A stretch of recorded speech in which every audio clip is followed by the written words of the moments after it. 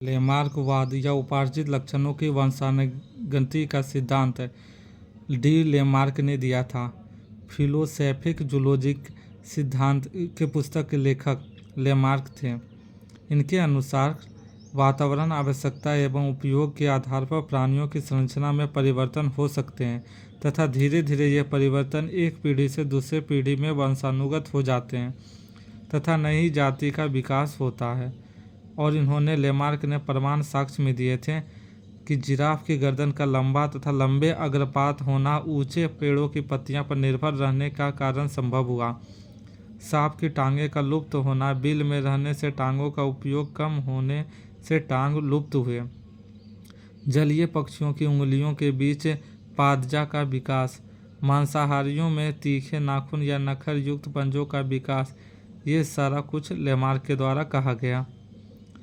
सिद्धांत का खंडन बीजमैन के द्वारा।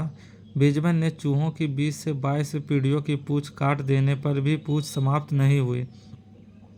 भारत में सदियों से कान और नाक छेदे जाते हैं, परंतु यह लक्षण वंशानुगत नहीं हुआ।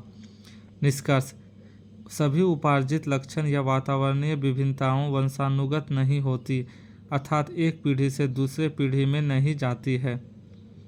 प्राकृतिक वर्ण का सिद्धांत डार्विन ने दिया था।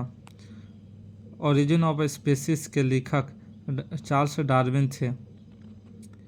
चार्ल्स डार्विन के प्रमुख विचार थे: जीव जंतुओं में संतान उत्पत्ति की प्रचुर क्षमता, जीवन संघर्ष, अंतराजातीय तथा वातावरणीय।